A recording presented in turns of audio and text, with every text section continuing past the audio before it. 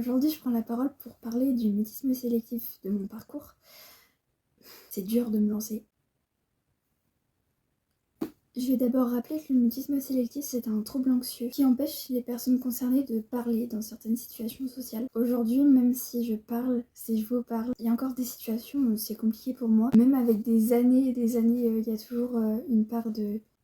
Je trouve même pas les mots en fait. C'est tellement difficile à expliquer quand on ne le vit pas que je compte sur les personnes qui le vivent ou les parents qui ont des enfants qui le vivent pour appuyer mon témoignage. Pour ma part, ça a commencé dès la crèche. On disait à ma maman oui, votre fille, elle joue pas avec les autres, elle a pas beaucoup d'interaction avec les autres enfants. J'arrive pas à enchaîner, je suis trop... C'est dur, c'est pas facile de parler comme ça. Mais je vais y arriver. Après, on arrive à l'entrée en maternelle. Ça me paraît tellement peu fluide. Donc je disais qu'on avait l'entrée en maternelle. À ce moment-là, j'avais toujours pas d'interaction, du coup avec les enfants, mais en plus non plus avec les adultes. C'est pas fluide, j'arrive pas à parler comme je le souhaite. Bon, je disais que l'entrée en maternelle, il y avait toujours ces problématiques avec les enfants et ça s'est rajouté avec les adultes. Aucun son sortait de ma bouche, je n'arrivais pas du tout à parler. Mais vu que j'étais petite, la période était propice à se dire elle est timide, ça va passer. Ensuite est arrivé le passage en CP. C'est le moment où tu dois commencer à lire. Et donc là, ma maman particulièrement a commencé à se renseigner, à essayer de trouver des pistes en fait pour savoir ce que j'avais. C'était vachement difficile de trouver des informations sur le trouble. Encore aujourd'hui, c'est vachement compliqué de trouver des informations. Mais mon ordinateur qui s'éteint. Et oh, j'ai besoin de toi. Oui, donc je disais que c'était difficile de trouver déjà des informations sur le trouble. C'est pour ça qu'aujourd'hui j'en parle et que j'ai envie que de plus en plus de personnes soient sensibilisées et qu'on arrête avec les préjugés des enfants impolis ou des enfants... Je m'égare. Mais je trouve ça important de rappeler que chaque enfant a un désir profond de réussir à parler. Tant bien que mal, ma maman, elle a quand même trouvé que ça s'appelle le mutisme sélectif. Après est arrivée l'entrée en primaire. Le début un peu catastrophique, le début des doutes, notamment au niveau de la scolarité. Est-ce que je vais pouvoir passer à la classe suivante? Chaque année, la question se posait. Il y avait aussi la pression personnellement que je ressentais de mon entourage qui essayait tant bien que mal de m'aider. Mais moi, j'étais juste finalement bloquée dans ce silence-là. Je comprenais pas, moi non plus, ce qui m'arrivait. On me demandait, mais pourquoi tu parles pas? Moi non plus, j'avais pas la réponse. Puis il y avait mes camarades de classe qui profitaient du fait que j'arrivais pas à parler pour m'humilier, pour m'embêter parce qu'ils savaient que j'allais pas parler. Puis il y avait aussi les professeurs démunis face à la situation qui, qui réagissaient mal parce que ils étaient trop peu informés sur le trouble. C'était décontrastant en fait pour les professeurs de savoir que je pouvais parler, qu'à la maison j'étais à l'aise et que tout se passait très bien, mais qu'à l'école, il n'y avait aucun mot qui sortait de ma bouche. Puis il y avait moi, la petite Léane, qui avait pour une crève de parler, isolée, et ensuite j'ai eu une lueur d'espoir avec le passage en 6e. Je me disais que je changeais d'établissement, que j'allais changer de classe, que ça allait être nouveau. Je me disais, mais là je vais parler, c'est sûr, je vais réussir à parler. Le jour de la rentrée en 6e, j'y croyais toujours à 100%. Je pensais que j'allais réussir à parler, que ça y est, j'allais enfin être comme les autres. Et sauf que, il y a quelqu'un qui est venu me voir, qui m'a juste adressé la parole comme à tout enfant, de savoir comment je m'appelais, etc. Parce que j'étais toute seule, donc on est venu vers moi. Et là, j'ai répété en boucle dans ma tête, vas-y parle, t'as juste à dire que tu t'appelles Léane. Et j'ai bloqué. Malgré la forte volonté que j'avais pour parler, les mots ils sont restés dans ma tête et j'ai pas réussi à verbaliser.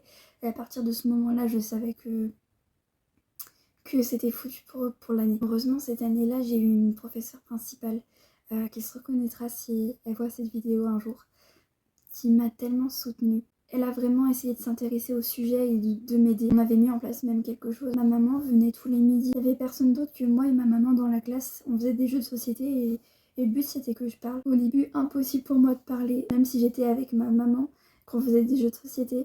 On était dans la classe, dans ce lieu où je me sentais pas en sécurité, dans ce lieu où j'étais juste tétanisée. Puis au bout de quelques séances, c'est ma maman qui a fini par perdre patience. Elle prenait de son temps pour venir et elle voyait qu'il n'y avait pas de résultat, que moi j'arrivais pas à parler. Alors elle s'est un peu énervée.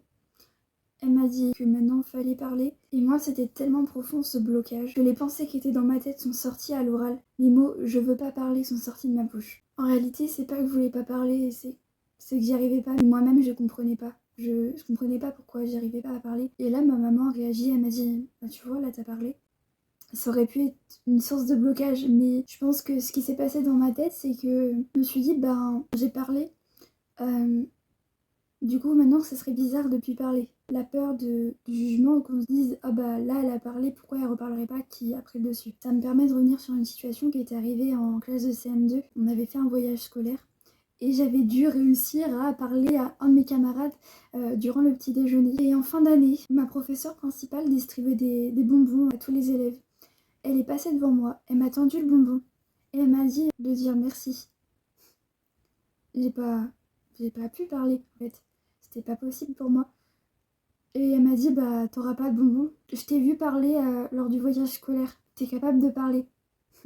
Oui, je sais que je suis capable de parler, mais pas dans cette situation-là. Moi, du haut de mes 9 ans, j'ai juste baissé la tête et j'avais les larmes aux yeux. Et il y a ce camarade qui était à côté de moi et qui avait 2 bonbons, parce qu'en plus ils en ont distribué 2 par personne. Il m'a dit tiens, je t'en donne un. Ça m'a énormément touchée, je m'en souviendrai toujours. C'était la première fois qu'on venait vers moi comme ça, parce qu'on avait toujours tendance au contraire, à me rejeter, à m'isoler, à me dire toi t'es différente. Bon, on revient dans la situation en classe avec ma maman. Moi qui venais de réussir à parler. On est passé à des étapes supérieures. Les 2 portes étaient fermées, la prof était présente dans la classe d'à côté.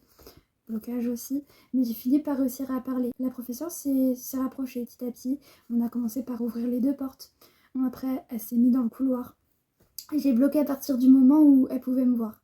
Pourtant, je savais qu'elle m'entendait, mais à partir du moment où elle pouvait me voir et que je pouvais la voir, c'était blocage complet. J'ai pris une décision. Moi, mon unique but à 10 ans, c'était je veux parler. Ça paraît tellement inouï pour toute autre personne n'ayant pas le mutisme de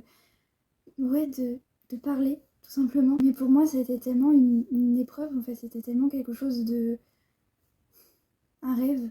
Donc, du haut de mes 10 ans, j'ai pris une décision. J'ai regardé mes parents et je leur ai dit, je veux changer de collège. Ça pouvait paraître tellement...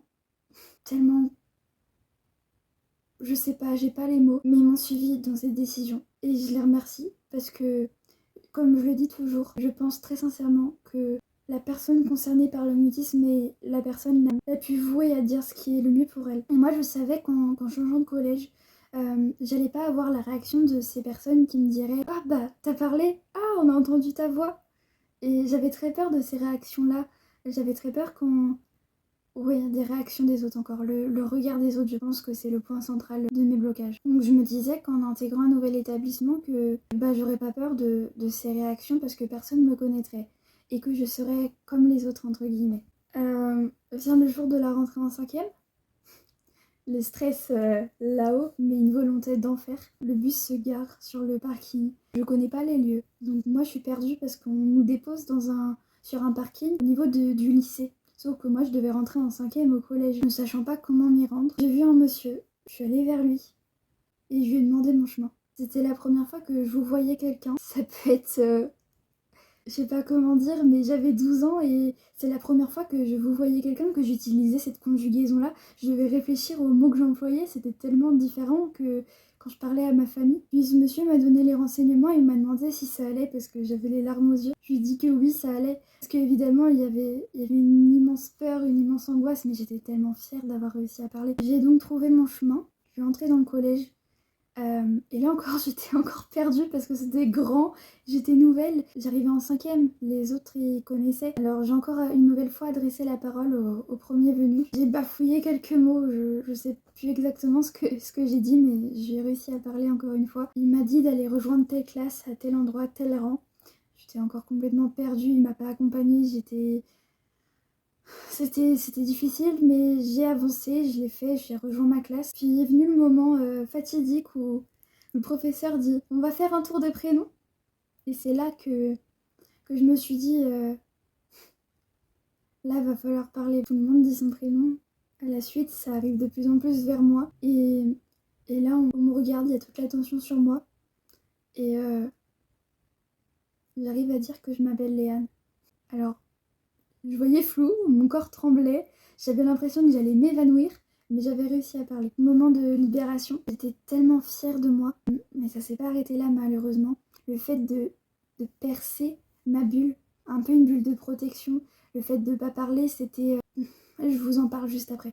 Je voudrais juste te dire que cette année de 5e s'est déroulée comme elle devait se dérouler. J'étais une élève qui travaillait, qui était juste un peu timide et moi intérieurement qui avait l'impression que j'allais tomber dans les pommes à chaque fois que je devais parler et qu'à chaque fois que... Oui, la première fois que j'ai passé un oral devant la classe, c'était tellement éprouvant. Je voyais rien, j'étais juste devant les autres. Je parlais, mais alors je ne voyais rien. Ma vision était tellement floue. Je sais pas comment j'ai fait pour tenir debout. Donc je disais tout à l'heure que moi qui pensais être enfin libérée, je pensais que j'allais enfin être heureuse, enfin m'épanouir. Et là, tout s'est écroulé. Alors attention, je veux pas donner mauvais espoir à tous ceux qui sont en voie vers une libération, comme je dirais. Je vais pas cacher la vérité que ça n'a pas été facile pour moi. Ayant percé cette bulle de protection, j'ai développé des tocs de propreté, j'ai développé une dépression, j'ai développé une phobie scolaire. Il y a des jours où j'arrivais pas à monter dans le bus pour aller à l'école. J'étais pas heureuse en fait. Je parlais, j'étais comme les autres, mais finalement j'étais pas heureuse pour autant. J'avais tellement peur des gens. Mon entourage voyait bien que je loupais des jours d'école, que je pleurais, que je me réfugiais chez ma maman pour pas aller à l'école. Mais je crois qu'ils n'avaient pas vraiment conscience de ce qui se passait pour moi. Alors j'ai repris une décision. J'ai dit à mes parents, je veux retourner dans mon ancien collège. Pour ceux qui y ont ou qui sont dans ce trouble de mutisme sélectif, savent à quel point ça m'a coûté de me demander en volonté et en énergie de retourner dans ce lieu où, durant toute mon enfance, on m'a connue comme l'enfant qui parlait pas. Je voulais pas, en fait, je voulais pas être si malheureuse toute ma vie. Alors, je sais pas, mon réflexe, ça a été de dire je vais retourner dans mon ancien collège. Et j'ai parlé. Je suis arrivée dans mon ancien collège. Alors, déjà, il a fallu négocier avec le directeur parce qu'évidemment, pour eux, c'était pas me réaccepter dans leur établissement en se disant, bah là, elle arrive à parler, si elle revient, il y a un gros risque qu'elle bloque. Mais ils m'ont fait confiance. Et merci de m'avoir fait confiance. C'était dur, hein, c'était pas facile, mais au moins j'ai pu passer ma scolarité jusqu'en 3e. Malheureusement, ça s'est pas arrêté là. Le passage au lycée. J'ai rebloqué. Je suis retournée dans le silence. Pas dès la rentrée. À la rentrée, je parlais. J'étais une élève comme les autres, même première de la classe. J'étais hyper sérieuse dans mon travail, j'arrivais à parler, tout se profilait super bien pour moi. Mais il y avait un mal-être si profond de ces années passées avec cet harcèlement continu durant mes années de primaire que je me suis écroulée durant l'adolescence. Et je suis repassée par des périodes de dépression. Je voulais plus vivre finalement. Je suis passée par une période hyper sombre. Et j'ai pas honte de le dire. Et je reviendrai sur cette période, je pense, dans un futur. Malgré tout, j'avais toujours cette volonté, cette force. Je me disais, mais punaise, mais quand j'étais en 6e, waouh, ce que j'ai réalisé, c'était fou. Alors, j'ai pas lâché. J'ai commencé par redoubler. Même si j'ai été la première de la classe, j'ai redoublé. Bah oui, parce que malheureusement, pour passer les études, il fallait parler parce que fallait passer des oraux. Le mutisme sélectif était tellement peu connu que quand j'ai demandé des aménagements, on m'a dit bah non. En début d'année, j'ai réussi à parler, c'était une nouvelle classe, personne ne me connaissait. Et puis j'ai rebloqué. Alors j'ai décidé de changer d'établissement. J'ai pas lâché. J'ai changé d'établissement. Je suis arrivée dans une nouvelle école, dans un nouveau lieu, avec des nouveaux camarades. Comme je l'avais fait finalement en année de 5e. J'ai excellé sur mon début d'année, puis j'ai rebloqué. J'ai à nouveau redoublé de ma volonté. J'ai pris la décision, je me suis dit mais je veux ce diplôme en fait. J'ai recommencé et j'ai rebloqué. Alors là, je dis stop, j'arrête. Et grosse période à vide, grande période à vide, grosse période de doute, de qu'est-ce que je vais faire de mon avenir. Mais ça aussi, j'y reviendrai plus tard. Et aujourd'hui, je suis devant vous, je vous parle parce que j'ai réussi, j'ai osé me lancer dans ce projet, j'ai réussi à... Je sais pas, j'avais peur, je savais pas comment faire, je savais pas comment me lancer, je savais pas comment... J'avais peur, ouais, j'avais peur. Et puis il y a quelques jours, quelques semaines peut-être maintenant, j'ai posté les premières vidéos et je me suis dit, allez, j'y vais. Toujours pleine de doutes, mais quand j'ai vu vos retours, merci. Je vous remercie. Sincèrement, vos témoignages sont tellement précieux, votre soutien est tellement précieux, je reçois des messages d'amour immenses que pour la première fois j'y crois. Et ça c'est beau. Pour la première fois je me sens épanouie, heureuse et je suis tellement heureuse de pouvoir partager, oui, mes talents artistiques pour sensibiliser sur ce trouble du mutisme sélectif aujourd'hui trop peu connu. J'ai sincèrement espoir en ce que ça prenne de l'ampleur et qu'enfin plus de monde soit sensibilisé sur ce sujet. Aujourd'hui, je suis reconnaissante et heureuse de pouvoir parler pour ceux qui sont et qui ont été dans le silence, de pouvoir donner une lueur d'espoir. Je suis fière d'avoir réussi à prendre la parole devant vous, d'avoir réussi à poster cette vidéo. Comme je le disais au début, les personnes concernées seront les plus propices à comprendre mon parcours. Je compte sur vous. Il n'y a rien de plus précieux que vos témoignages, que votre vécu, que vos parcours. Alors c'est promis. Et je vais continuer, je vais pas m'arrêter. On va continuer à sensibiliser sur ce trouble.